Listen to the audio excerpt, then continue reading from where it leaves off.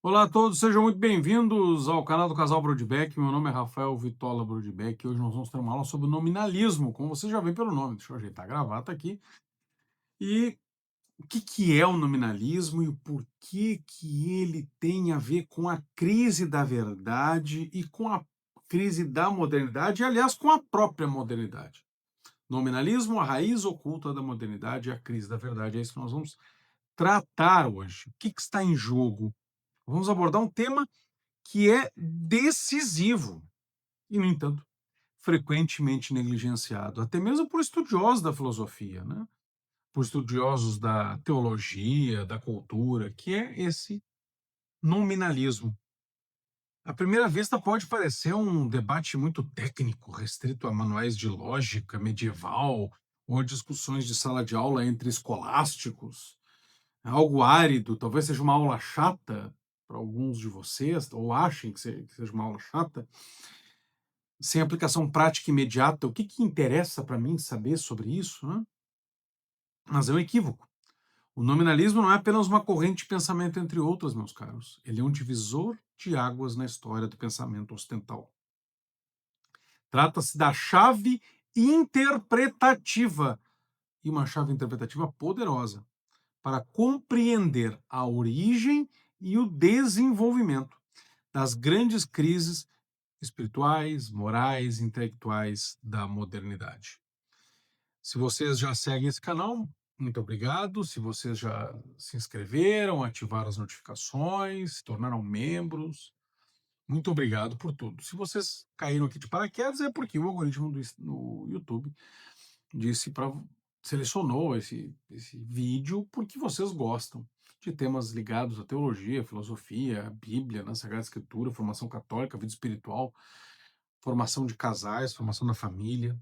E desde já o convido a se inscreverem, ativar as notificações, se tornarem membros, comentarem, dar um like nesse vídeo e compartilharem.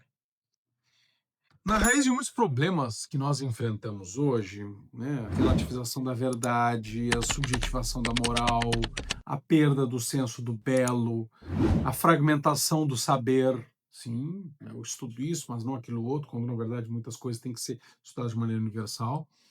O nome universidade vem justamente disso, né? Então, além da relativização da verdade, da subjetivação da moral, da perda do senso do belo, temos também a fragmentação do saber como algo ruim. Não quer dizer que nós somos contra a especialização, mas fragmentação, que é diferente. Eu posso me especializar, mas eu tenho que ter um conhecimento genérico da maioria das coisas. Outros problemas que nós temos hoje, a crise da identidade humana, o que é o homem, e até mesmo a desconstrução da linguagem, como nós expressamos as coisas.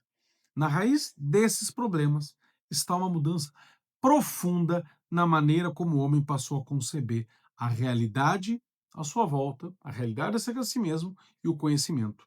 E essa mudança profunda, que é a raiz de tudo isso, tem nome: nominalismo. Não estamos falando, portanto, de um detalhe tecnicista. Estamos falando de uma mudança de mentalidade, de uma revolução silenciosa ocorrida no coração da filosofia e da teologia e que desestruturou os alicerces do mundo cristão. O nominalismo foi lentamente corroendo a confiança na razão, dissolvendo a unidade entre fé e conhecimento, entre a natureza e a graça, entre o ser e a linguagem. Criou um ambiente propício para uma ruptura, como foi a Revolução Protestante, a Reforma Protestante. Um ambiente propício para o racionalismo iluminista, para o cientificismo moderno, para a perda da da vida espiritual e a busca de preencher este buraco da vida espiritual no esoterismo, na maçonaria, e para o relativismo pós-moderno, no fundo, para toda forma de niilismo contemporâneo. Por isso, entender o nominalismo, meus caros, não é um luxo acadêmico, é uma urgência formativa. Quem deseja compreender as raízes da crise atual, para poder combatê-la, e todos nós temos que combater essa crise atual em algum nível, quer de modo acadêmico, quer por conta do desenvolvimento de uma profissão específica, quer como meio de apostolado, quer para a formação dos demais, quer para a educação dos seus próprios filhos. Não para transmitir o detalhe do que é o nominalismo, mas para saber o que está em jogo e combater os erros atuais com mais eficácia, sabendo qual é a origem deles. Porque muitas vezes eu quero combater o erro atual, por exemplo, da ideologia nos colégios. Aí eu quero levar o meu filho para uma educação tecnicista que pensa só em conteúdo e em passar no vestibular. Eu estou combatendo um erro com o outro. Então não adianta eu combater um erro se eu não saber a origem deste erro. Porque muitas vezes eu vou estar elegendo um outro erro com a mesma matriz filosófica. Não é um luxo acadêmico conhecer o nominalismo, é uma urgência formativa. Quem quer realmente compreender as raízes da crise atual, na cultura, na fé, na moral, na educação, na política e até na linguagem, precisa voltar os olhos para esse ponto de inflexão. O nominalismo não é apenas uma doutrina, entre outras, é uma matriz mental, uma forma mentis, né? Um filtro por meio do qual se interpreta a realidade. Muitos são nominalistas sem saberem. E quem adota essa mentalidade, ainda que sem perceber, já não pensa mais com a igreja, nem com a tradição filosófica clássica, e nem de acordo com a realidade dos fatos, mas com critérios dissolventes da modernidade. É por isso que nós queremos, com esta aula, lançar luz sobre o que está em jogo. Não é apenas um debate entre autores medievais, é uma batalha entre duas visões de mundo. Uma fundada no ser, na verdade, na ordem objetiva da criação, e outra fundada no arbítrio, na convenção e na dissolução da realidade. Escolher entre essas duas visões é escolher entre a construção de uma cultura cristã ou o colapso daquilo que é humano. Vamos então à raiz, vamos entender como começou essa ruptura para podermos, com clareza e com coragem, recomeçar a reconstrução. Antes de tudo, o que é o nominalismo? Para entender este conceito, precisamos começar por uma pergunta fundamental. Os chamados conceitos universais, homem, justiça, verdade, bondade, beleza, eles existem de verdade ou são apenas palavras que usamos por conveniência? Flatus votis? O nominalismo responde: não, esses conceitos não existem realmente. Eles são apenas nomes, por isso nominalismo, etiquetas criadas pela mente humana para agrupar coisas parecidas. Não passam de convenções linguísticas, úteis para a comunicação, é verdade, mas sem nenhum valor em si mesmo, ontológico, sem nenhuma correspondência. Para o nominalista, não existe uma natureza humana universal, por exemplo. A palavra homem não aponta para algo comum a todos os indivíduos humanos. Ela simplesmente serve para designar uma coleção de seres parecidos. Pedro, João, Maria, tu, eu. Né? Mas o que há de comum entre nós? Segundo o nominalismo, nada além do nome.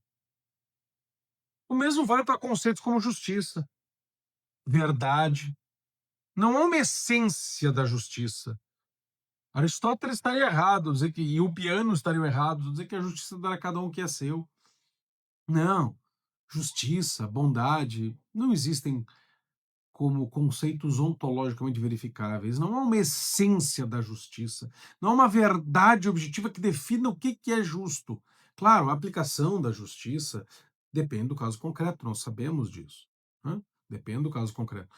Mas pela realidade, existe uma aplicação de algo objetivo a um caso concreto. Os nominalistas não é que queiram dizer que nós precisamos entender a justiça no caso concreto. Nós, que não somos nominalistas, também aceitamos isso.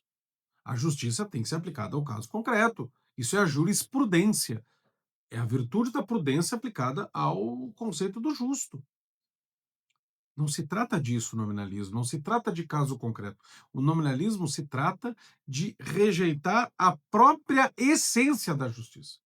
Nós que sabemos que a justiça tem que ser feita ao caso concreto, sabemos que, ainda assim, a essência dela é dar a cada um o que é seu. O que é cada um e o que é seu, isso nós vamos ver no caso concreto. Agora, sabemos que justiça é dar a cada um o que é seu.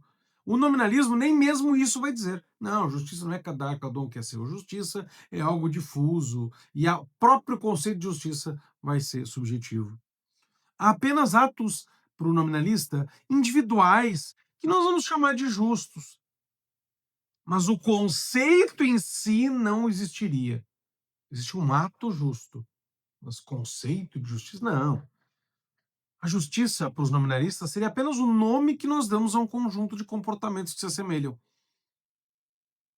Então, se isso é justo, aquilo é justo, bem, então há uma semelhança entre esses atos, nós vamos chamar essa semelhança de justiça, só pelo nome, mas não porque exista algo essencial nela.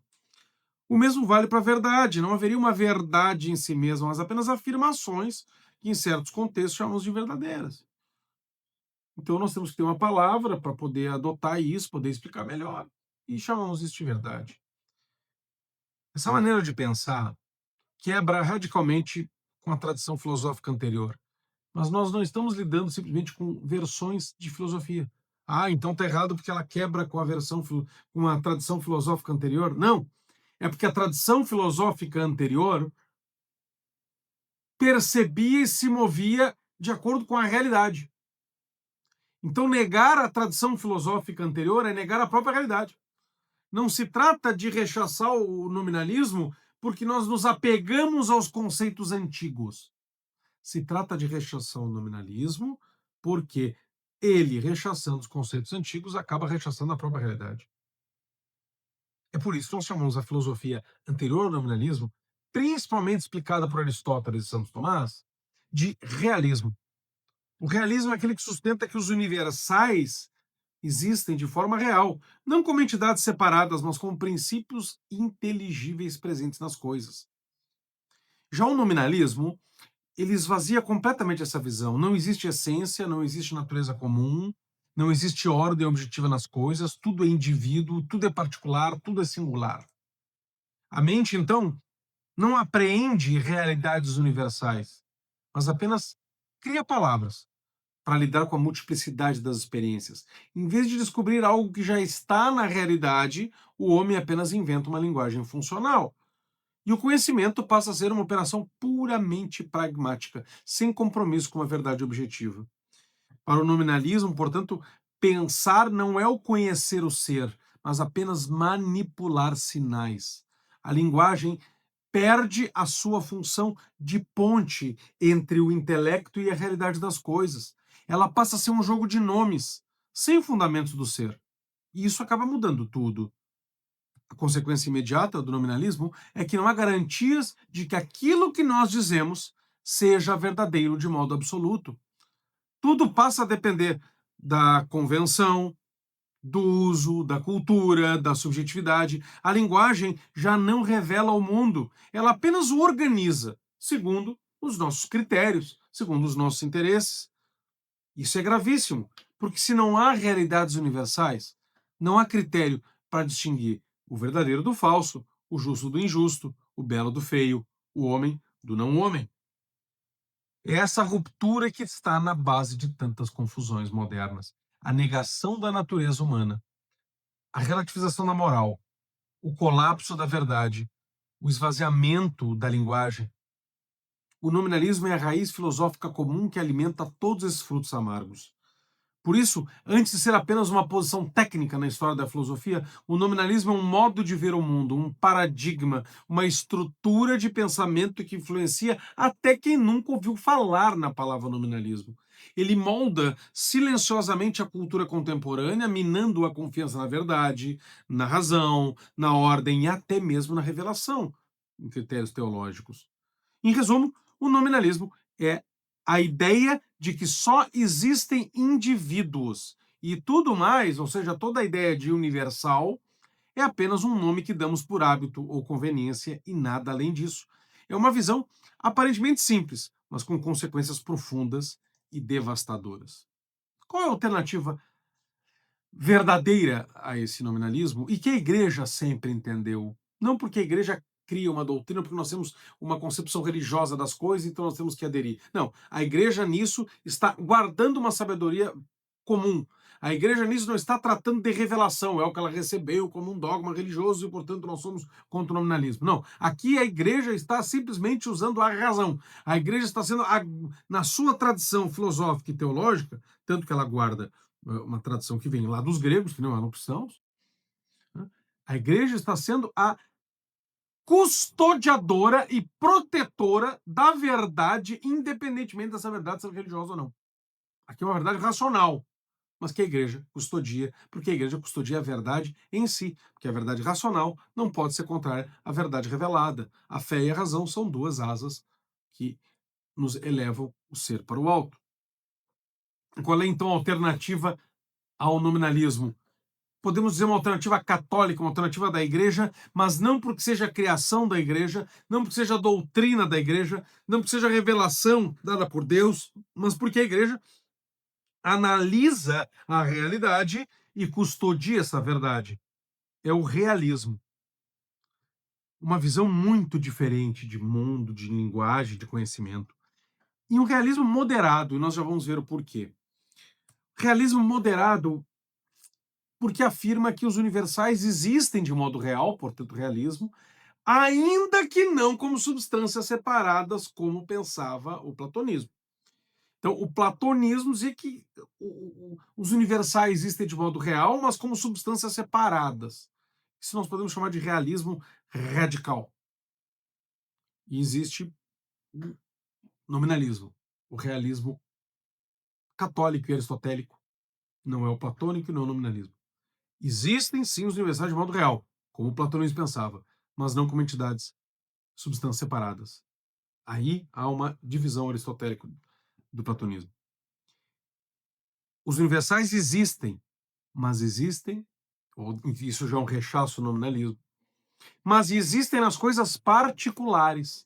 E nosso intelecto é capaz de abstraí-los, ou seja, de reconhecê-los como princípios comuns presentes nas realidades individuais.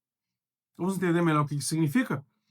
Quando nós olhamos para diversas pessoas e as reconhecemos como homens ou seres humanos, nós não estamos, conforme o nominalismo diz, ou como quer o nominalismo, apenas agrupando por convenção arbitrária. Não, nós estamos reconhecendo uma natureza comum, uma essência humana que de fato existe em cada um daqueles indivíduos, embora com variações acidentais. Essa essência existe, portanto, realismo, portanto, não nominalismo. Pairando num mundo das ideias, como queria Platão? Não. Ela existe, mas não separadamente. Essas ideias existem como uma essência, portanto, realismo, portanto, não nominalismo, eu repito, mas não separadamente pairando no mundo ideal, no mundo das ideias. Essa essência existe, mas não separadamente, porque está realmente presente nas coisas. Então, o realismo, o nominalismo, ele tende a ver as coisas individuais, no que está certo, mas acha que tudo é individual. O realismo platônico diz que existe o universal, mas o separa de tal forma que esses universais existem separadamente no mundo de ideias. O realismo moderado, ele entende o indivíduo, mas entende que a essência também existe. Essas coisas existem, mas não existem separadamente, e sim presente nas coisas. Então ela pega o que há de uma verdade distorcida no nominalismo e pega o que há de verdade distorcida num realismo absoluto. A nossa inteligência apreende esta essência que está presente nas coisas por meio da experiência sensível, do raciocínio, que é o ato de abstração. Experiência sensível, o toque, os sentidos e também os sentimentos, de certa forma, as paixões, e o ato de abstração. Esses universais são o princípio que torna o mundo inteligível, ou seja, compreendível. Sem eles não haveria ciência, por exemplo. Não haveria filosofia, não haveria linguagem com sentido. Tudo seria fluido, fragmentado, relativo. Mas se o mundo ele é criado por Deus e é ordenado segundo uma racionalidade, então há nas coisas uma estrutura comum que pode ser conhecida pela mente humana. Os universais, portanto, fundamentam o conhecimento verdadeiro. São eles que nos permitem afirmar o que é o homem, que o homem é um ser racional, que a justiça é uma virtude moral, que a beleza se manifesta na proporção, na ordem, na clareza. São mais do que palavras. Humano, justiça, beleza, bondade são fundamentos ontológicos da realidade refletidos na nossa linguagem.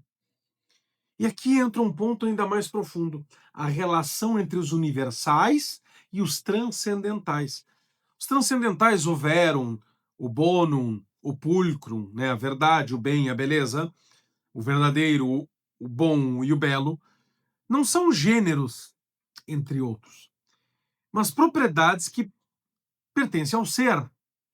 Pertence ao ser enquanto ser, ou seja, tudo que existe, na medida em que existe, é verdadeiro, bom e belo. E, na verdade, isso vem de Deus, que é o verdadeiro em si mesmo, o bom em si mesmo, o belo em si mesmo. E nós participamos. Nós, eu digo, nós somos seres humanos. Toda a criação tem algo de verdadeiro, de bom e de belo por uma participação em Deus, que não é panteísta, mas porque Deus imprime os seus sinais na criação, até mesmo para que nós o reconhecemos pela razão. Né? Os transcendentais não são acrescentados ao ser por convenção humana, eles brotam naturalmente do ser e são reconhecíveis pela razão. Nós vemos um pôr do sol e vemos que ele é bonito. A verdade é o ser enquanto conhecível, ou seja, enquanto pode ser conhecido pelo intelecto. O bem é o ser enquanto desejável, para o qual se move a vontade. Nós estamos falando então de duas faculdades da alma humana, né? Enquanto o homem tende ao fim que o aperfeiçoa. E a beleza é o ser enquanto manifesto proporcionado que desperta deleite na contemplação, então ela tem a ver mais com os apetites sensitivos. Santo Tomás nos ensina que essas propriedades são conversíveis com o ente, onde há ser, a verdade, a bem, a beleza, em algum grau. Então há uma intercambialidade. Se eu digo bom, eu estou dizendo belo, eu estou dizendo verdadeiro. Até porque, se eles emanam de Deus e refletem a Deus, em Deus os atributos são intercambiáveis, porque eles não são nomes externos a Deus, como se Deus fosse um amontoado de coisas e complexo. Deus é puramente simples. Ele é ato puro, inclusive. Não é que Deus tenha amor, ele é o amor. Deus não é que tenha justiça, ou seja justo, ele é a justiça. Então os atributos de Deus são intercambiáveis. Não é que no momento ele é misericordioso, no outro ele é justo. Ele é a justiça, ele é a misericórdia. Então não pode deixar de ser. Ele não pode ser misericordioso para ser justo, não pode deixar de ser justo para ser misericordioso. Então ele é tudo em ato, não é em potência. Ele vai ser misericordioso no momento, vai ser. Não, Deus não tem potência, Deus é ato puro. Então, justiça e misericórdia são a mesma coisa, no sentido mais profundo. E os transcendentais, porque estão acima do ser também. O que é belo é verdadeiro e é bom. E isso não depende de preferência cultural, embora a apreciação disso pode ter a ver com alguma subjetividade. Mas eles em si são reais, objetivos, universais, como o próprio ser de que derivam. E qual é a relação entre os universais e os transcendentais? Os universais nos permitem nomear e compreender a natureza das coisas, o que elas são. Já os transcendentais nos dizem o que toda coisa é, enquanto é. Por exemplo, o conceito de homem é um universal.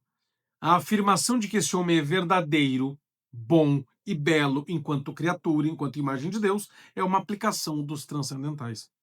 Portanto, os universais e os transcendentais estão intimamente ligados, e é por isso que o nominalismo, ao negar os universais, acaba rechaçando também os transcendentais, porque eles estão intimamente ligados. Ambos dependem da afirmação de que o ser é objetivo, ordenado, inteligível, participável pelo intelecto humano.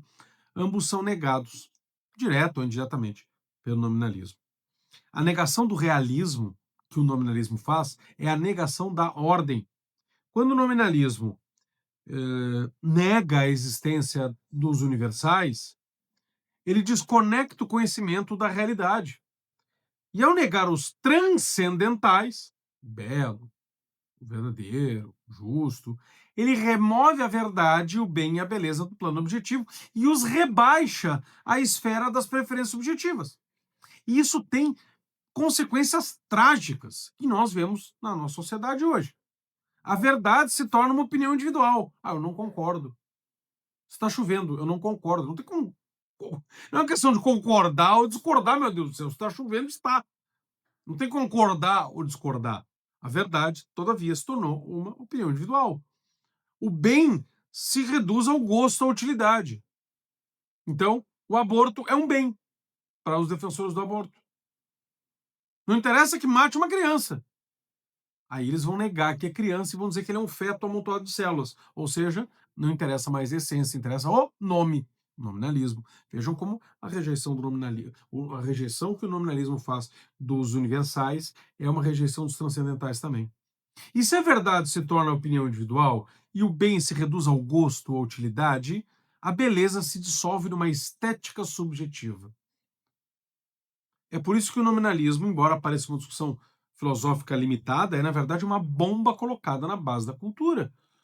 Porque se não existem universais, nem transcendentais, então não existe verdade objetiva, nem moral universal, nem beleza partilhável. Só resta o indivíduo com a sua vontade confundida com desejos e as suas sensações.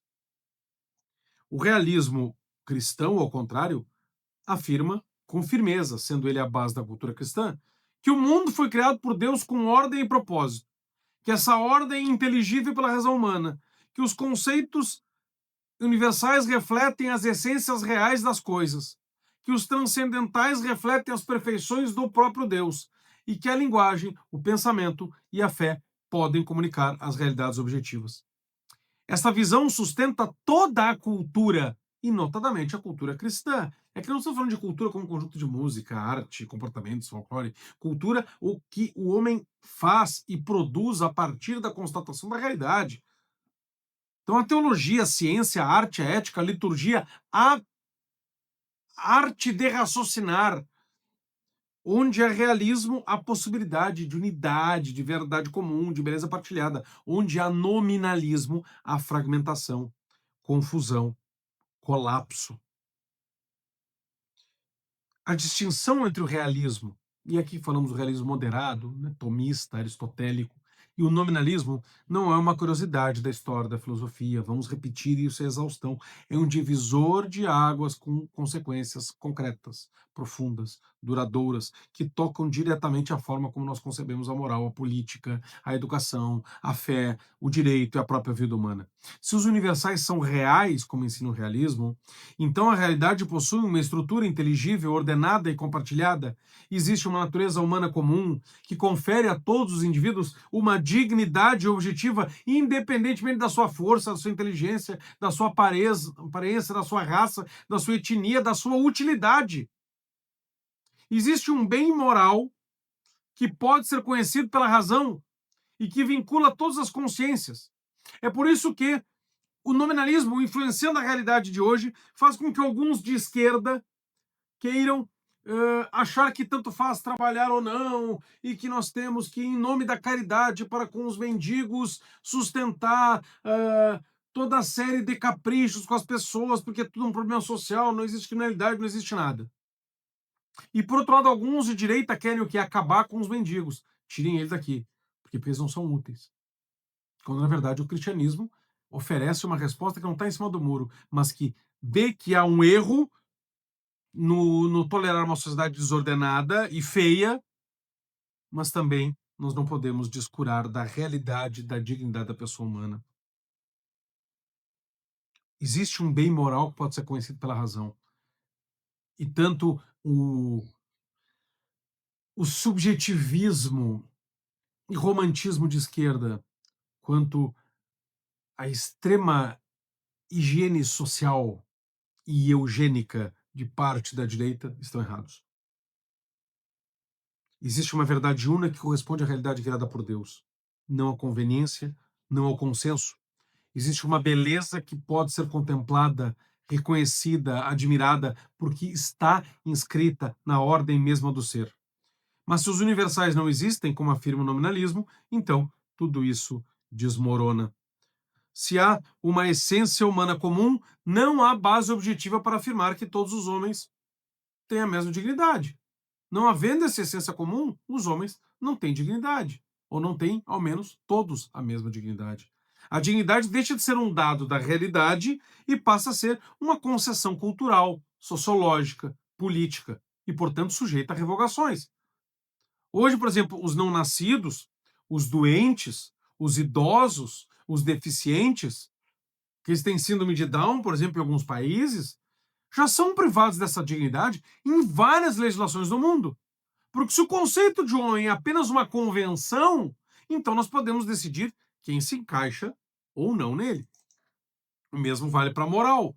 Se o bem não é algo objetivo, que aperfeiçoa a natureza da coisa, então bem e mal passam a depender do sentimento que nós temos em relação à realidade, do consenso social, do contrato social, da vontade de quem detém o poder. Não, mas nós não queremos tirania, não é a vontade de quem detém o poder, quem vai decidir é a democracia. Ainda assim, então é a maioria das pessoas que vai decidir o que é bem e mal.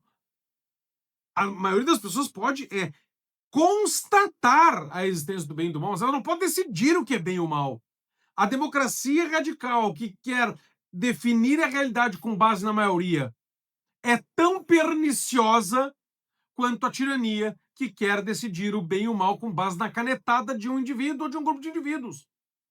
Porque tanto esta democracia quanto a tirania são degenerações que nascem do nominalismo. A moral torna-se com o nominalismo volúvel, instável, subjetiva. E isso está na base do erro tanto socialista quanto libertário. Cada cultura, cada época e cada indivíduo passa a criar seu próprio código. E a única coisa que nós temos que preservar é um princípio de não agressão. O nominalismo está na base do socialismo, mas também está na base do libertarianismo. Não há um critério comum para discernir o certo do errado. Quando se nega a realidade dos universais e dos transcendentais, a própria ideia de verdade objetiva começa a desmoronar. A verdade deixa de ser a conformidade do intelecto com a realidade, que esse é o conceito de verdade, a correspondência entre a minha ideia e a realidade. Quando ela deixa de ser a correspondência entre a minha ideia e a realidade e passa a ser simplesmente aquilo que funciona, ou aquilo que agrada, aquilo que convence, ou aquilo que é decidido, quer por um tirano, quer pela maioria, ela se torna o primado da ideia sobre a realidade. E o primado da ideia sobre a realidade é a ideologia. Surge a multiplicação das verdades. A minha verdade, a sua verdade, a verdade da democracia, a verdade do tirano, a verdade de cada um. Mas se tudo é verdade, ou se cada coisa pode vir a se tornar verdade, então nada é verdade. A linguagem perde o contato com o real, o debate racional se torna impossível.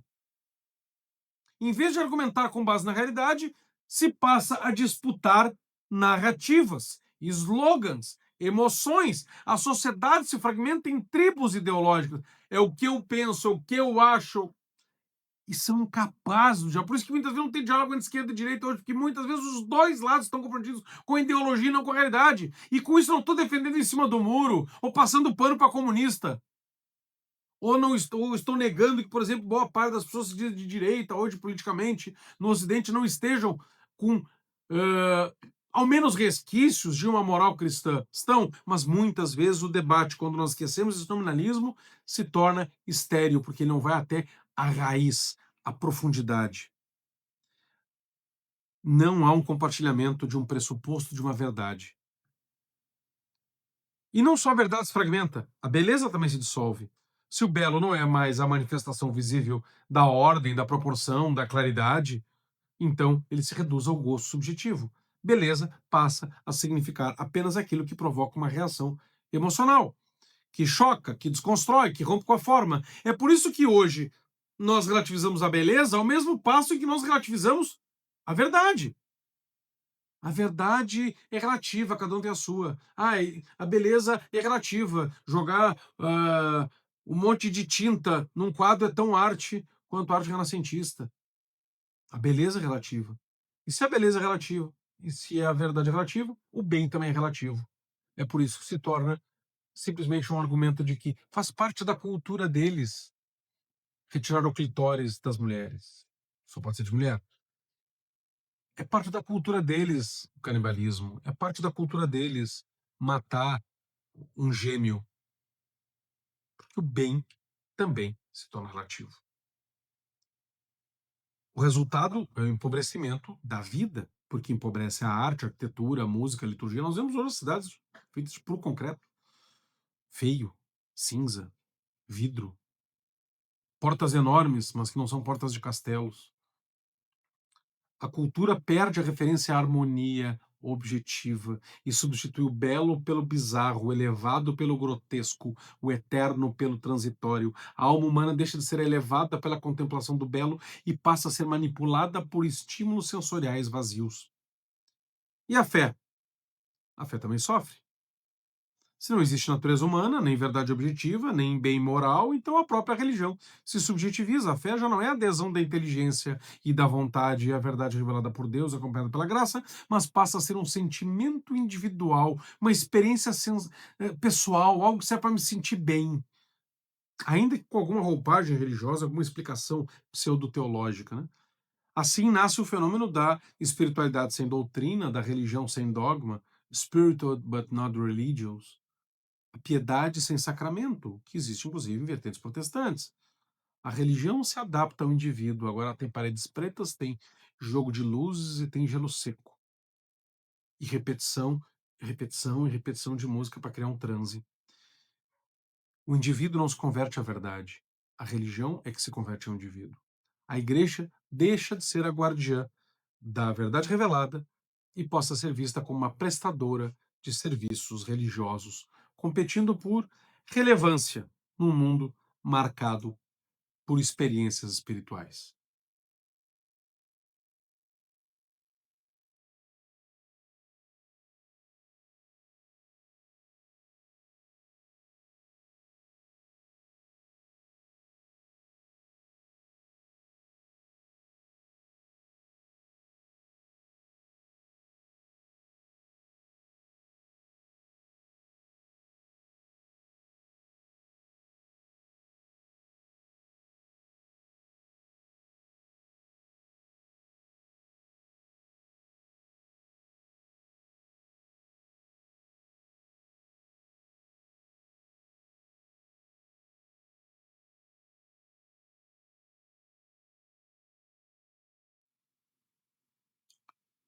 O resultado de tudo isso é o colapso da cultura cristã. É o que estamos vendo ao nosso redor. A desintegração das relações humanas e da fé.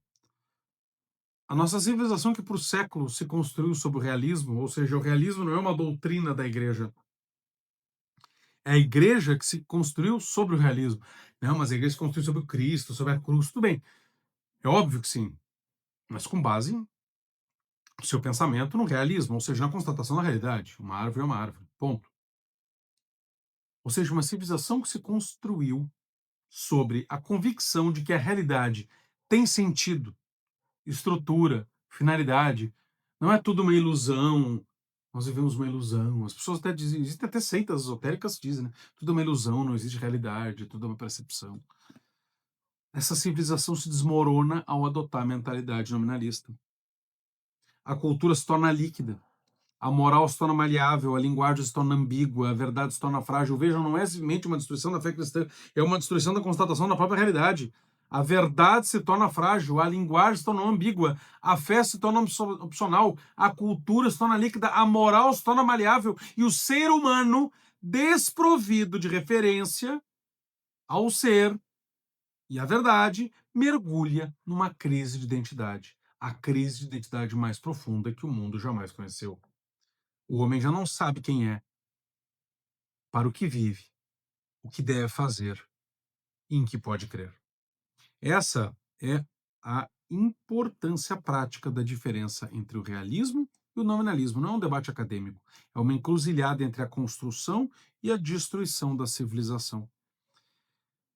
Essa crise da modernidade, ela não começa agora e ela não começa no século XVIII, ela tem raízes mais antigas. Nós falamos do século XVIII por conta do liberalismo, do racionalismo, do iluminismo, né? Ela tem características anteriores, né? O nominalismo ele faz nascer o racionalismo por um lado, o subjetivismo e o romantismo por outro, mas ela não é do século XVII, XVIII, XIX. Ela é mais antiga, ela é da época da Idade Média. Ela tem raízes mais antigas, né? E quando ela surge na Idade Média? Num debate filosófico chamado Querela dos Universais. A pergunta central era esta: Os universais, nós já falamos sobre isso, né, pinceladamente, mas agora nós vamos entrar exatamente o que que isso significa. Os universais, o conjunto, o homem, a verdade, né, existem realmente ou são construções mentais e convenções linguísticas? Esse debate não era trivial. Estava em jogo a própria possibilidade do conhecimento verdadeiro, da moral objetiva, da linguagem significativa, da teologia racionalmente desenvolvida. Se não existe nada de comum entre os indivíduos numa mesma espécie, como podemos conhecer, comunicar, legislar, ensinar, educar e crer? Vocês vejam que o nominalismo, levado às últimas consequências, nos transforma em pessoas apáticas. A questão ultrapassa a metafísica. Ela toca a estrutura da inteligência humana e da vida social. A querela foi colocada, né, dos universais em cena, sobretudo com a tradução do Isagoge de Porfírio, por Boécio, no século VI. Ao comentar os conceitos de gênero e espécie, Porfírio deixou, né, em aberto uma dúvida que seria retomada por toda a tradição escolástica. Né? Sobre os gêneros e as espécies, se perguntaria se existem na realidade ou apenas no pensamento. E se existem na realidade, são corpóreos, incorpóreos, se existem separados dos indivíduos ou neles. Aí está uma tradição neoplatônica. Boécio, ao traduzir e comentar esta obra, transmitiu o problema ao mundo latino, que então começa a achar que essa discussão tem algum valor. E os séculos seguintes, da Idade Média, começam a ser marcados por tentativas de solução dessa questão. Na antiguidade, o platonismo havia defendido que os universais existiam, ok, não era nominalista, era realista, os universais existiam. Achar que os universais existem é realismo, porque eles de fato existem. Mas em Platão, os universais existem separadamente das coisas. Esses universais em Platão são as ideias, realidades eternas e imutáveis que existem num mundo espiritual, num mundo inteligível, das quais as coisas sensíveis, aquilo que nós tocamos e que nós vemos e nós sentimos, são apenas cópias imperfeitas. Então a realidade daquilo são cópias imperfeitas de algo que existe o mundo das ideias, que é o mundo intangível. Esse é o realismo platonista, o chamado realismo exagerado. Já Aristóteles, por outro lado, também na Grécia, e discípulo de Platão, como este de Sócrates, reagiu à teoria do mestre. Para ele, os universais existem também, como Platão, mas não existem fora das coisas. Para Platão, os universais existem, mas fora das coisas, no mundo das ideias. Para Aristóteles, os universais também existem, mas existem nas coisas, não fora das coisas. Estão nelas como princípios inteligíveis, acessíveis ao intelecto humano, não porque ele contempla o mundo das ideias e vê aqui na realidade copas imperfeitas, mas acessíveis ao intelecto humano por meio da abstração e do raciocínio. A mente apreende, por exemplo, a humanidade comum a todos os homens a partir da experiência dos indivíduos concretos. Essa é a base do realismo não exagerado, mas do realismo moderado, que depois será desenvolvido e refinado por Santo Tomás. Durante a escolástica, então, na Idade Média, formou-se três grandes escolas para responder à questão dos universais. Primeira, um ressurgimento do platonismo, o realismo exagerado, né, como o mestre de Chartres, que sustentava que os universais existem realmente e separadamente dos indivíduos.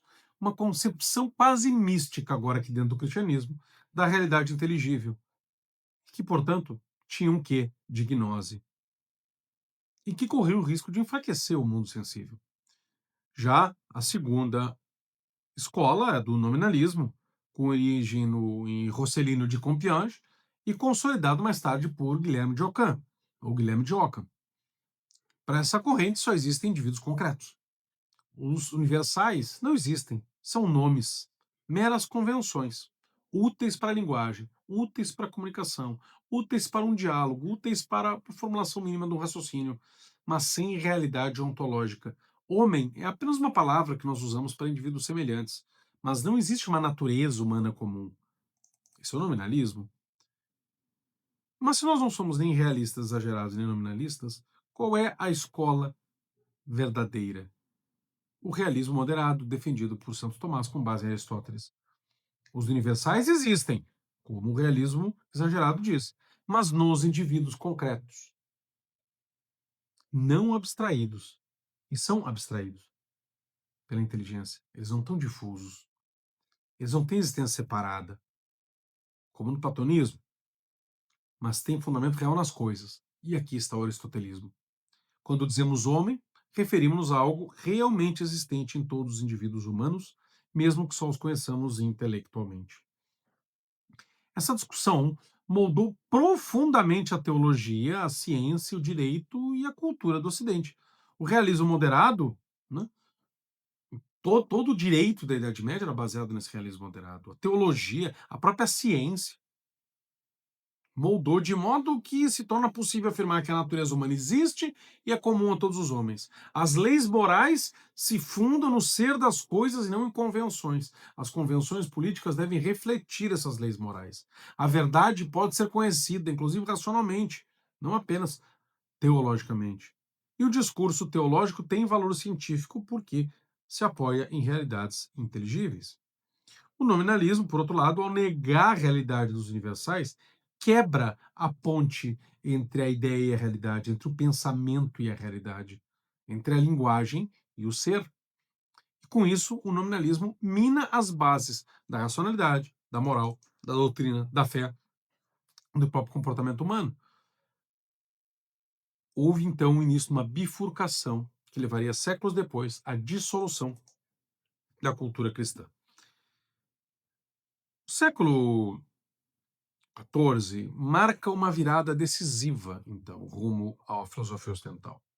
O nominalismo, com Guilherme de Ockham, que já havia aparecido já desde a antiguidade, nós já vimos com a tradução de Boécio do Porfírio, né, feita por Boécio do texto Porfírio, consolida-se com Guilherme de Ockham agora como um sistema e passa a influenciar profundamente.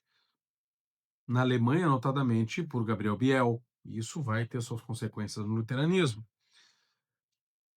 E essa influência agora não só na filosofia, mas também na teologia, na cultura, no direito, na visão de mundo. O que antes era uma anomalia filosófica em tempos de decadência intelectual, agora torna-se um novo paradigma dominante nas universidades. O nominalismo começa a tomar não somente uma forma, mas uma forma dominante. Ockham nega toda a realidade objetiva dos universais. Para ele só existem indivíduos. Só existem virtudes, entes singulares, concretos, determinados. Não é uma virtude.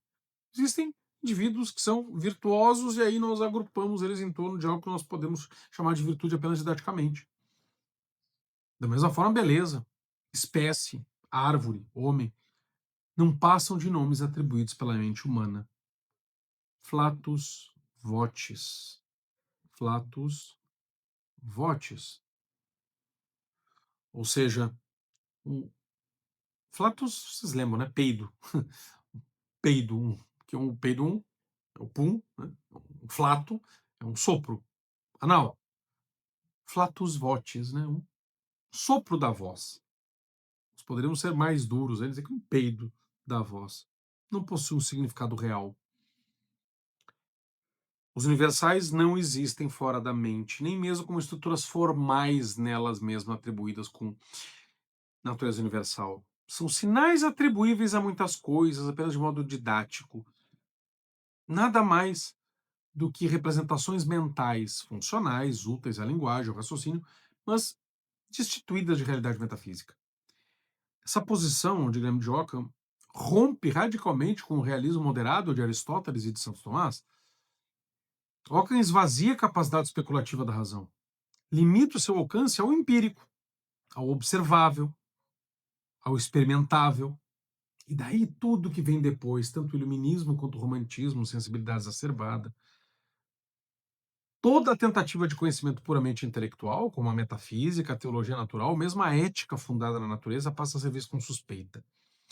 Como consequência direta, o edifício da escolástica é abalado. A harmonia entre fé e razão, tão gloriosamente construída por séculos de filosofia cristã, entra em colapso. Ockham sustenta que a teologia não é uma ciência, pois não opera com evidências racionais, e, portanto, o que é teológico é puramente sensível e perceptível, e aí alguns vão entrar num transcendentalismo tal que Deus ou não se revela, ou essa revelação é compreendida de maneira equivocada ou incompleta pelo ser humano, ou então o que interessa é a minha capacidade de interpretar o que eu vejo da realidade. Isso é base depois de livre-arbítrio, é base numa filosofia kantiana, não numa moral, mas num imperativo categórico, na base de um contrato social que pode ter a sua razão em alguma forma de explicar a realidade das leis positivas, mas que, levado ao seu absoluto, faz com que a verdade seja criada. Todo mundo moderno, com base no iluminismo, é nascido das bases do nominalismo. Tanto o protestantismo, quanto o liberalismo, quanto o iluminismo, quanto o socialismo, quanto o fascismo, tudo nasce do nominalismo. A fé não poderia ser nem justificada pela razão, mas aceita como imposição divina. Ora, se ela tem que ser aceita como imposição divina, eu posso questionar essa imposição divina pelos mesmos pressupostos. Daí nasce o ateísmo e o agnosticismo. Então há uma ruptura que gera uma fragmentação interior do saber. Inicia-se, então, com o nominalismo, uma desintegração interna da inteligência cristã.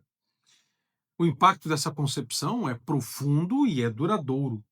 No plano antropológico, o homem perde a sua conexão com o logos, com a ordem objetiva do ser. O conhecimento torna-se rudimentar, limitado a manipular sinais, palavras e imagens, sem jamais atingir a essência das coisas. O pensamento já não busca a verdade do real, mas apenas reproduz modelos mentais funcionalmente úteis, empobrecendo assim a própria atividade intelectual. O funcionamento do intelecto é como se de um arquiteto que, ao ver uma casa, né, fará uma imagem mental semelhante, sem nunca alcançar, no entanto, o conceito de casa, a essência do que é um lar. Esse empobrecimento do pensamento não foi por acaso. O nominalismo emerge e se difunde justamente em um tempo de decadência do ensino, de estagnação cultural e perda do vigor filosófico. E sempre que a inteligência humana se debilita e perde a sua capacidade de abstração mais elevada, a visão nominalista ressurge como um reflexo dessa limitação mental coletiva. Então, se durante um tempo, com os jesuítas, se pôde ter um combate a esse nominalismo e uma esperança de ressurgimento no realismo moderado aristotélico tomista, e depois com Leão XIII se houve uma retomada dos estudos tomistas, logo em seguida nós tivemos uma nova queda da inteligência humana no século XX, que fez com que o nominalismo ressurgisse com mais força. O sucesso de Ockham no seu tempo, apesar das condenações iniciais, revela muito mais sobre a crise espiritual e intelectual da época do que sobre a força intrínseca de uma doutrina que é falsa e que, portanto, não pode ter força em si mesma. As consequências históricas são claras. No fim da Idade Média, o nominalismo havia dominado as universidades da Europa. A Universidade de Paris, antes baluarte do tomismo, rendeu-se progressivamente às ideias ocamistas. O mesmo ocorreu em outros centros.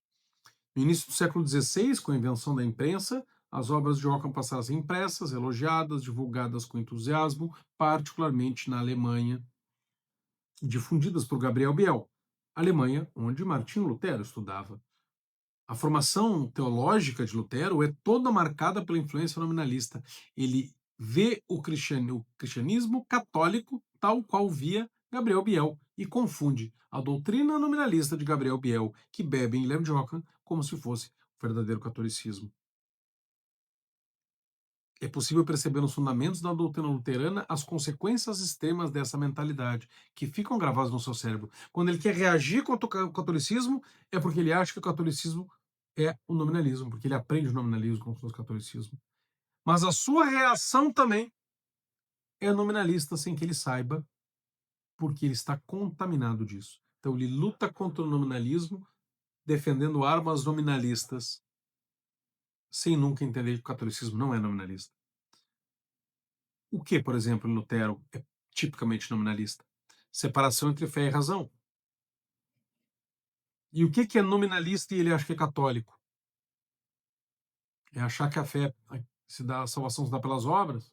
sem a graça, no catolicismo, quando isso já é uma consequência do nominalismo. O que interessa são os nomes.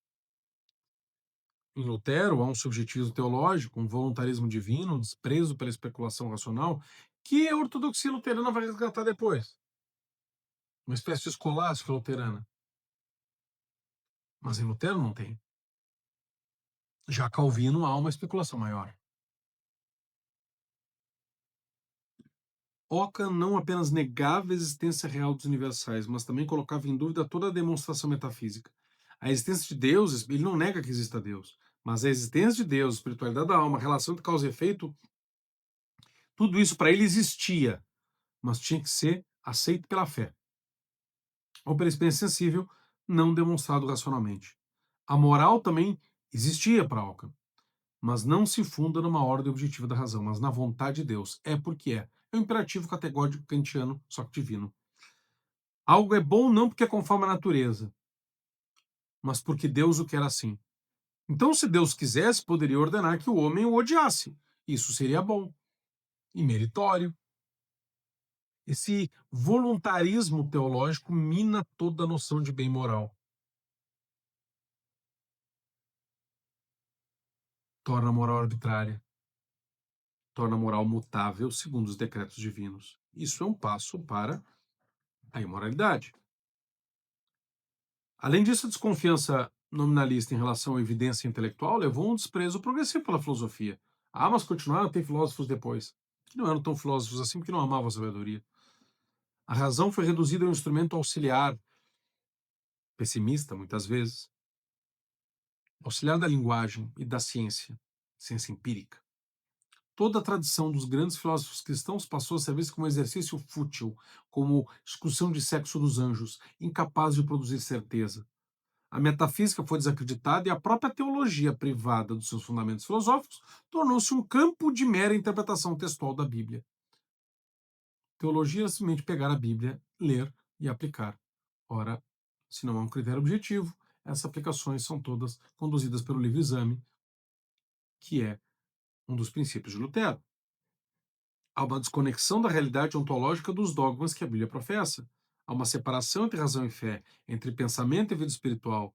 Foi uma das causas do colapso da síntese cristã medieval, que, aliás, vai levar a teólogos frios, no campo do protestantismo, que depois até levam ao liberalismo, porque eles estão simplesmente levando as últimas consequências do livre-exame, e outros querem reagir a essa frieza teológica, desprezam a teologia em nome apenas da pureza da piedade, que são os pietistas.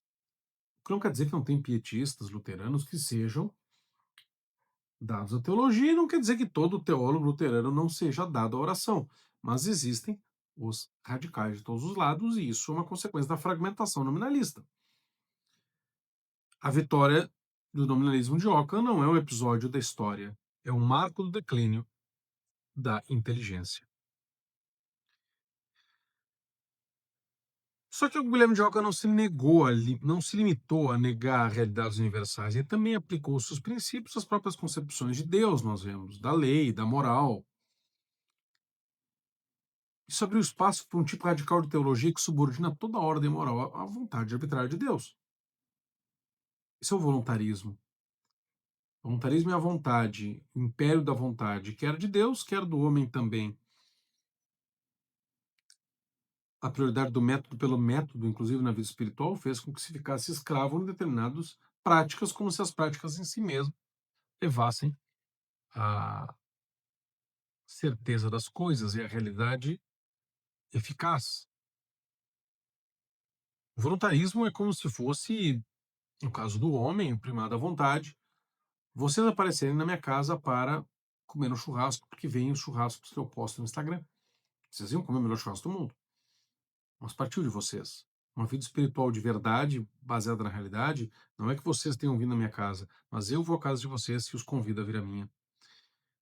Não é a vontade que tem a primazia, e sim Deus, é a graça. Então o voluntarismo não deixa de ser também uma expressão prática e filosófica, comportamental, da teologia do pelagianismo.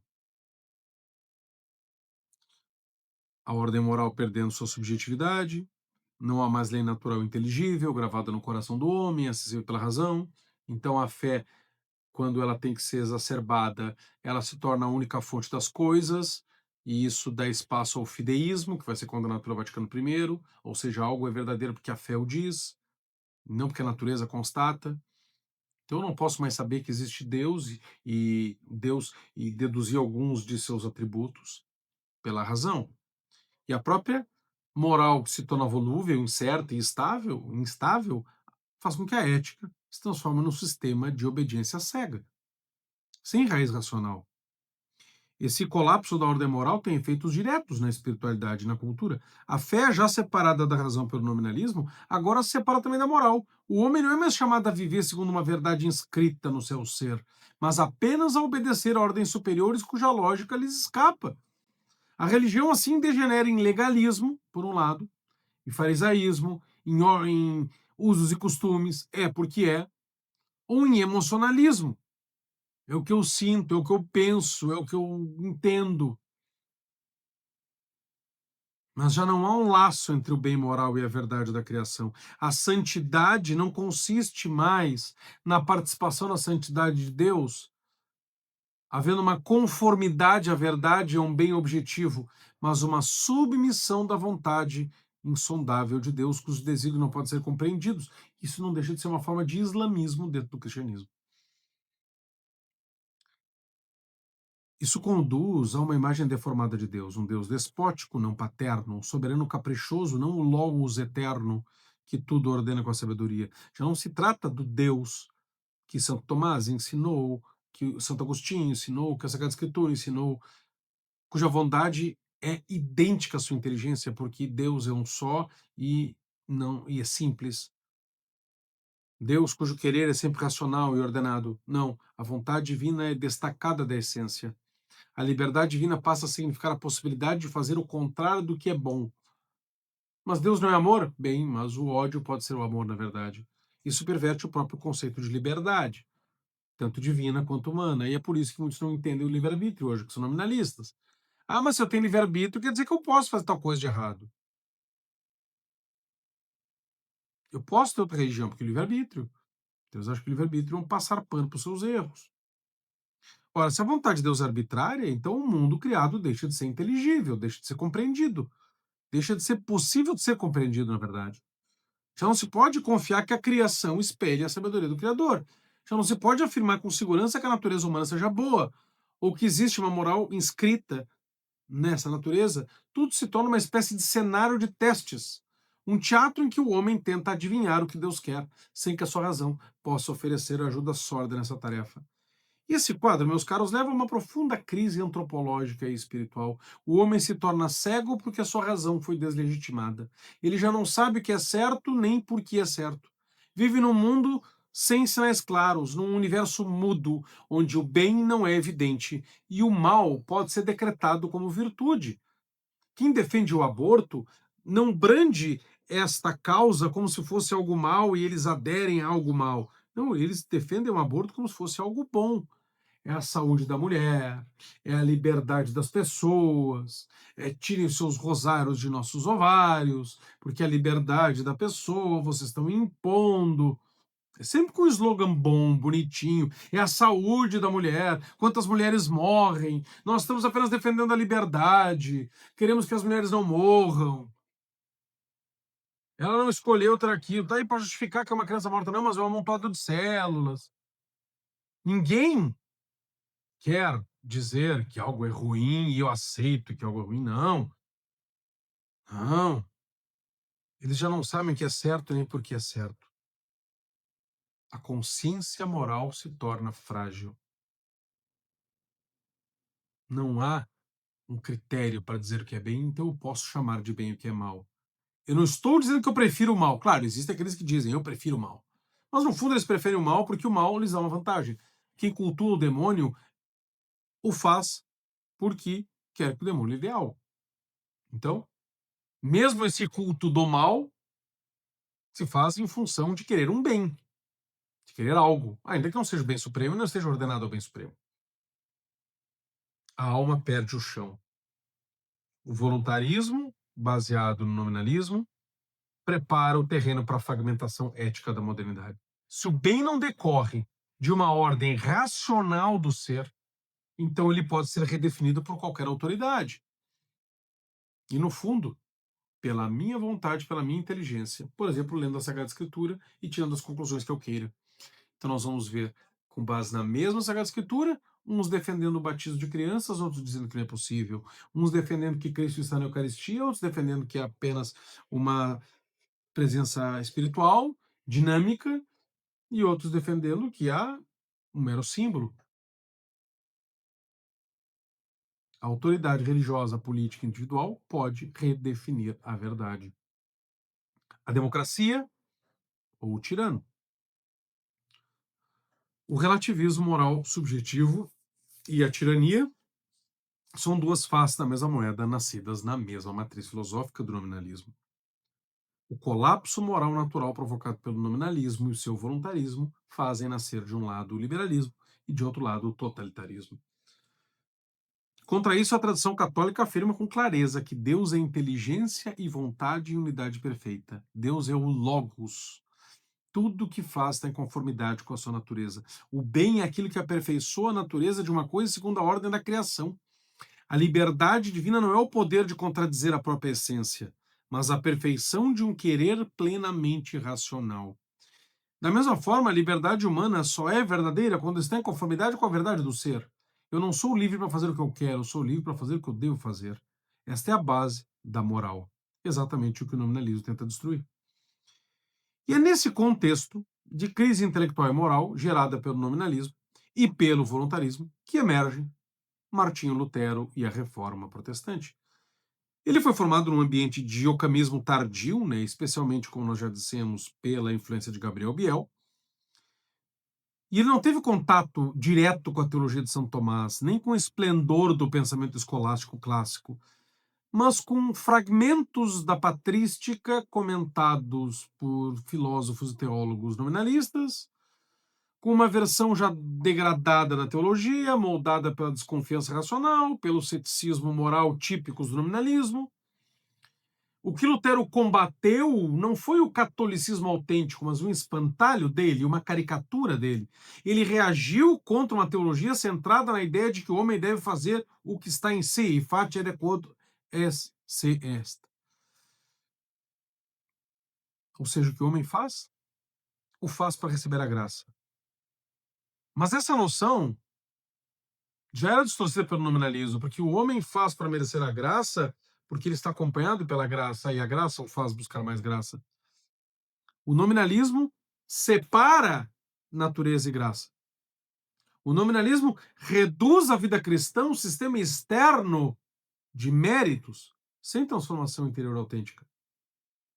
Então Lutero atacava o que ele pensava ser o catolicismo. Claro que com isso ele vai criando uma animosidade contra o catolicismo, e mesmo depois, quando o catolicismo é apresentado mais puramente, ele continua a rejeitá-lo, porque ele já tomou a opção definitiva, movido talvez por orgulho. Mas no início ele combateu não o catolicismo autêntico, mas a caricatura dele pelo nominalismo, que ele julgava ser catolicismo.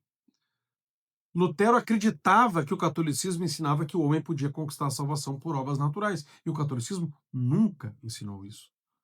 Sua reação, então, foi radical e certa, ele estava reagindo contra um erro. O problema é que ele achava que esse erro era católico. Ele negou, todavia, com um erro extremo, o outro erro extremo. Ele não apenas negou que o homem podia conquistar a salvação, no que ele estaria certo, mas negou qualquer cooperação do homem com a graça.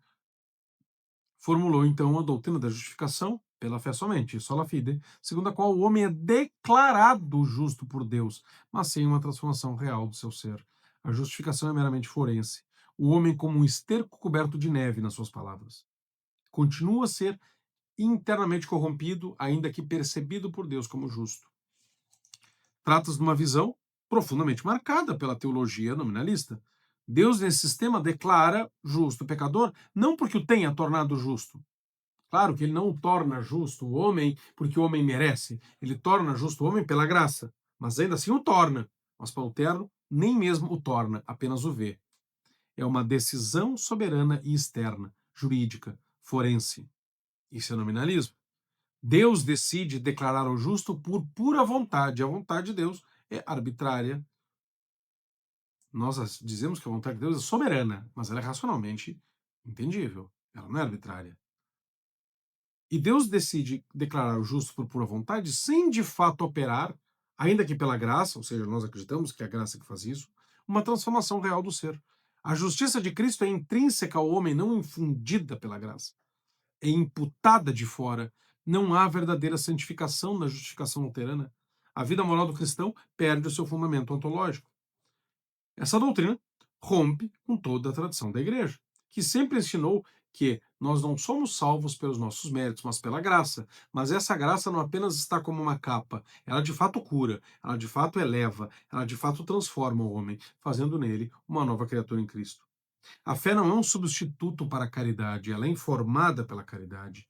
Ela não é um véu que encobre a podridão. Ela é a raiz da justificação, mas unida à esperança e ao amor que não remove, não encobre a podridão, mas remove a podridão. Lutero, no entanto, concebeu um cristianismo sem mérito, sem cooperação, sem liberdade espiritual, um cristianismo pessimista, herdeiro também da desesperança nominalista. E quando ele faz da sola escritura a base da sua teologia, também ele está dizendo que o que interessa é o que está escrito, que é o nome, não a essência das coisas. Ora, é só a escritura, mas a escritura veio de onde? Se não da autoridade da igreja, que compilou os livros, que discerniu e que, portanto, interpretou, que recebeu essa revelação. E se é só a escritura, decorre daí também o, o livro exame. Se está na Bíblia, e não é a igreja que define, então o que é que define? Cada um. Isso é nominalismo? É relativismo? Ao negar a possibilidade da alma conhecer racionalmente as verdades divinas e participar da ordem moral pela inteligência, o nominalismo já havia dissolvido as bases da teologia. Lutero apenas colheu os frutos dessa decadência de um catolicismo que já não era verdadeiro, mas de um nominalismo mesmo pregado por padres, mesmo pregado por cardeais. A teologia de Lutero, em última análise, não uma resposta ao catolicismo, mas uma resposta ao nominalismo que ele acha que é catolicismo. E mais, não apenas uma resposta ao nominalismo que ele acha que é catolicismo, mas uma resposta também nominalista a um nominalismo que ele acha que é catolicismo. Então Lutero é um nominalista que combate outro nominalismo que ele acha que não é nominalismo, mas catolicismo. Então o protestantismo, na verdade, é nominalista que combate o nominalismo que ele acha que é catolicismo. Então Lutero dá uma resposta deformada a uma teologia já deformada. Resposta deformada a uma teologia já deformada. Lutero combateu a aparência de uma igreja juridicista que lhe ensinava regras, méritos externos, mas não conheceu o coração da fé católica, em que a razão, a fé, a natureza, a graça, a liberdade e a obediência se entrelaçam em harmonia. Assim, o protestantismo nasce como uma reação legítima a erros reais, mas com uma resposta errada. A caricatura do catolicismo, filtrada pelo nominalismo, gerou uma nova caricatura de cristianismo, também com erros nominalistas, que pretendia combater. Sem sacramentos eficazes, sem liberdade interior, sem vida moral fundamentada na graça redimida, na natureza redimida pela graça. Era o triunfo da ruptura, da fragmentação, da desconfiança e que ainda marcará profundamente a modernidade. A modernidade é protestante e é nominalista. Negando a existência real dos universais, o nominalismo destruiu a possibilidade de um conhecimento objetivo comum. A verdade deixa de ser aquilo que é, passa a ser aquilo que parece. O ser cede lugar ao parecer. É por isso que a modernidade começa a girar em torno de consensos provisórios, porque os homens não entram em consensos absolutos. Opiniões majoritárias, democratismo, narrativas subjetivas, muitas vezes impostas pela tirania, uma oligarquia que manda, alguns manda-chuvas que determinam o que é a verdade, o que é crime, o que é democracia. O bem moral se torna questão de gosto, a beleza vira produto de mercado, a dignidade humana é um discurso jurídico. A dignidade humana está na Constituição e por isso nós devemos respeitar. Então, se não tivesse na Constituição, não deveríamos respeitar. Não tem fundamento metafísico. A verdade, que antes era buscada com amor e reverência, é substituída por construções ideológicas e disputas de poder. Em vez de conformar-se ao real, o homem moderno tenta moldar o real à sua imagem. É nesse terreno que florescem as ideologias contemporâneas, como a ideologia de gênero. Se não há uma essência humana objetiva, esse homem, ser humano, não é objetivo, também dentro da humanidade, homem e mulher, como categorias, são apenas palavras. E cada um pode se definir como quiser. Eu sou o gênero fluido, porque eu quero, porque eu sinto, porque eu me percebo. A biologia se torna irrelevante. Um psicologismo que não é verdadeira psicologia substitui a metafísica. O sujeito passa a ser criador do próprio ser.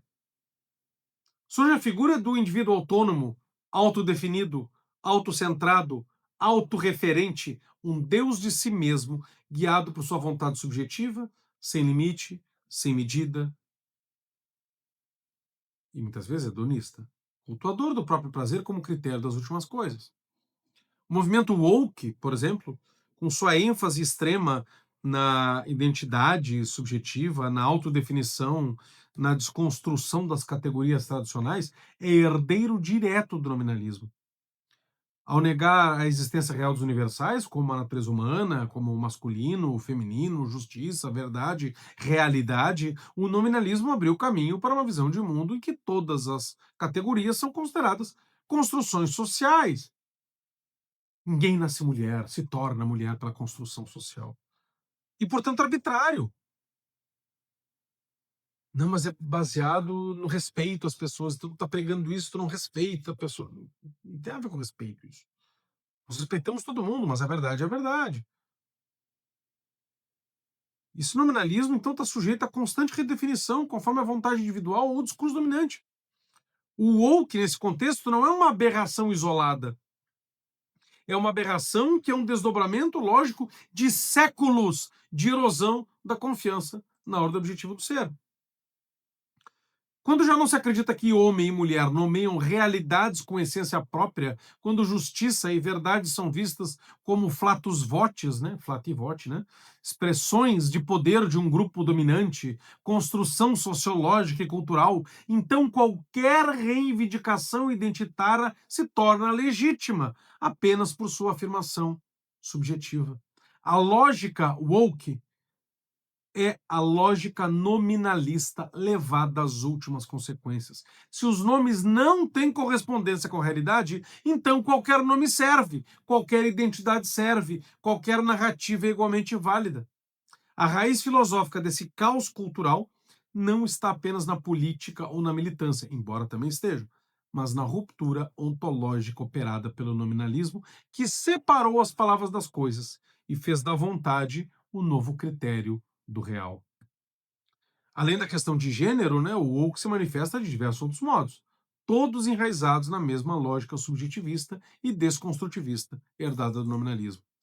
A releitura histórica e ideológica, né, a história passa a ser interpretada não como a busca pela verdade dos fatos, do que realmente aconteceu, mas como uma narrativa de opressão. Em nome da justiça social, apaga-se o passado, destrói-se monumentos, renomeiam-se datas, ignoram-se personagens, aplicando-se critérios morais contemporâneos e subjetivos. Não importa o que foi, mas como aquilo é sentido hoje por determinados grupos. Militância racial ou identitária abandona-se a ideia de uma natureza humana comum em favor de uma leitura racializada da identidade. A cor da pele. Ah, então está defendendo a escravidão? Não, a escravidão também é vinda de uma mentalidade nominalista. A cor da pele ou a origem étnica se tornam fundamentos ontológicos. Quer para justificar a escravidão, quer para justificar uma reparação histórica. Como se o ser humano estivesse essencialmente definido por sua raça, que é aquilo que é perceptível. A luta contra o racismo é legítima, mas ela é substituída por uma nova forma de segregação e de antagonismo social, baseado em categorias fluidas de privilégio e opressão. A cultura do cancelamento é outro ponto. O diálogo racional e o contraditório são substituídos por mecanismos de silenciamento. Quem pensa diferente é visto como ameaça à segurança emocional dos outros.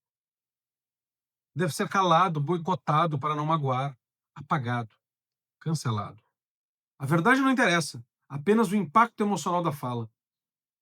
Isso nasce de uma concepção nominalista da linguagem. As palavras não refletem a realidade, mas criam realidades. E por isso devem ser rigidamente controladas. O ecoextremismo antropofóbico também nasce do nominalismo. O ser humano é visto como um intruso ou um câncer da Terra, sem dignidade superior às demais criaturas. Afinal, não existe humanidade como um universal. Abandona-se a ideia de uma ordem criada, hierárquica, antropocêntrica aqui na Terra, mas como reflexo do teocentrismo, porque nós estamos guiados para Deus. Tudo se reduz a fluxos ecológicos, equilíbrio do planeta, como se a natureza não tivesse sido feita para o homem, mas sim o homem para a natureza. É a negação do telos humano e da distinção ontológica entre a criatura racional e a irracional. Afinal, tudo não passa de nome, não de essência. O relativismo pedagógico e a desconstrução educacional, por fim. A educação deixa de ser formação da inteligência, de culto à sabedoria e transmissão de verdades objetivas, passando a ser uma espécie de descoberta de si mesmo, de entendimento dos seus sentimentos, de expressão identitária. Professores não são mais mestres que ensinam, mas são facilitadores de subjetividades, e a escola é um laboratório de experiências ideológicas. A autoridade, a disciplina e a verdade são vistas como opressivas, e o saber é relativizado conforme o lugar de fala. Essas manifestações que são distintas partilham uma raiz comum: a rejeição de que exista uma natureza humana objetiva, uma ordem no ser, uma verdade universal. O woke, portanto, não é apenas um fenômeno sociocultural moderno, mas a expressão cultural e política de um erro filosófico profundo. A defesa do aborto é também uma manifestação clara do nominalismo, porque desloca o debate da realidade objetiva do que o nascituro é, ou seja, um ser humano em desenvolvimento com natureza racional e dignidade própria, para a linguagem subjetiva usada para descrevê-lo. A criança, então, é chamada de feto, embora não seja um feto, mas ela é chamada assim para não falar de criança. Um aglomerado de células, produto da concepção. Como se mudar o nome alterasse a natureza da realidade. Como nominalista não aceita a essência da realidade, ele acha que é apenas um nome, então muda o nome, muda-se a essência. Nesse raciocínio, o que importa não é o ser, ali é um ser humano, mas o rótulo que se escolhe usar.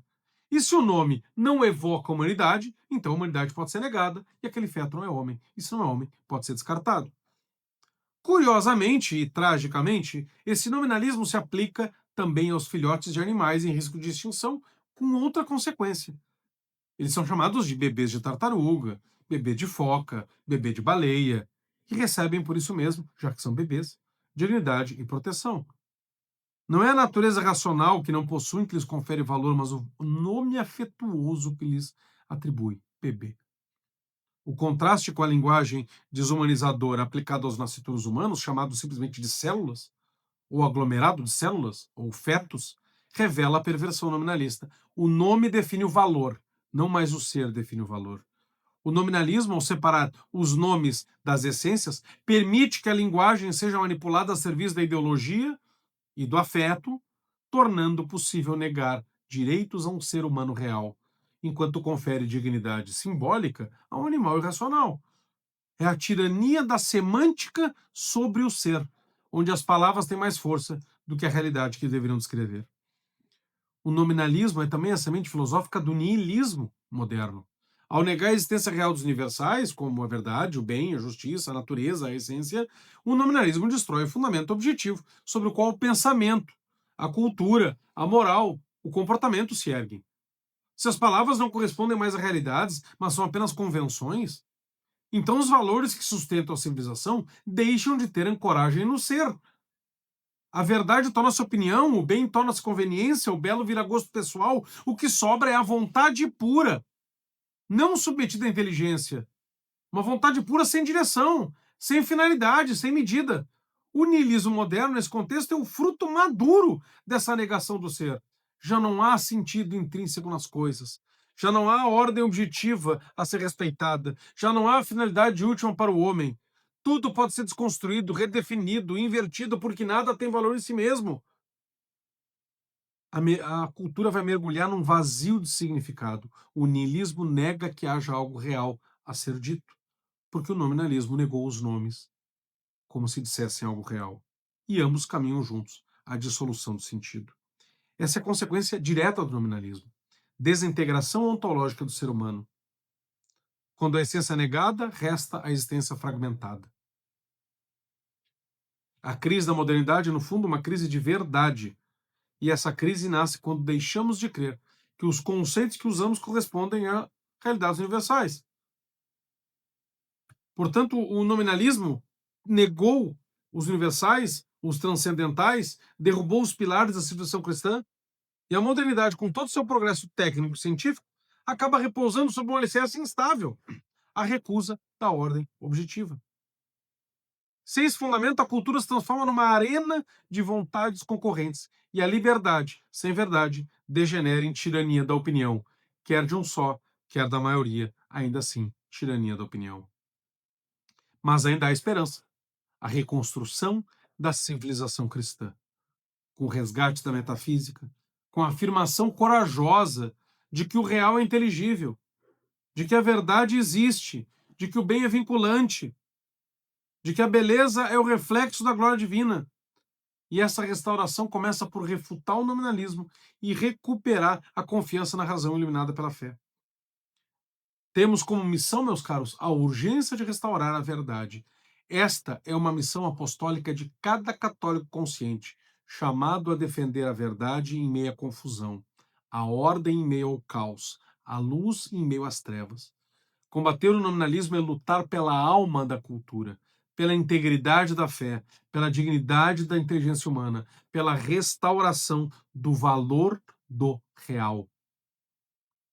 A crise contemporânea não é uma crise de costumes, ou de economia, ou até de instituições. Antes de tudo, uma crise do ser. Uma crise do ser. Quando não se acredita numa natureza humana objetiva, tudo se desfaz. A família se dissolve, a educação perde o rumo, a política vira engenharia de desejos, a religião se converte na experiência subjetiva sem compromisso. O mundo moderno é um castelo de areia construído sobre o pântano do nominalismo. Por isso, reconstruir a cultura exige restaurar a metafísica. Não é possível evangelizar uma geração relativista com categorias meramente psicologistas ou emocionais. É preciso voltar a afirmar com clareza e coragem o que é o ser. Essa tarefa começa nos lares, nas escolas, nos púlpitos, nas redes sociais, nos debates cotidianos. Cada pai que ensina os seus filhos a distinguir o verdadeiro do falso, cada professor que forma os alunos no realismo, cada pregador que proclama uma fé enraizada na verdade do ser, está participando de uma contraofensiva espiritual e cultural que pode salvar almas e civilizações. Esta não é uma batalha teórica, é uma guerra de visões de mundo. E nossa arma mais poderosa é a certeza de que a verdade não é uma invenção humana, mas reflexo da luz divina. Em João 1,9, a Sagrada Escritura nos diz: era a luz verdadeira que ilumina todo homem que vem a este mundo. A verdade para o católico tem um rosto. É Cristo mesmo, que disse: eu sou o caminho, a verdade e a vida. Ao restaurarmos a metafísica do ser, ao reafirmarmos a existência dos universais, ao proclamarmos e praticarmos a objetividade da verdade, do bem e do belo, estamos reconduzindo o mundo à luz de Cristo. O combate contra o nominalismo, portanto, não é uma escolha opcional para alguns intelectuais.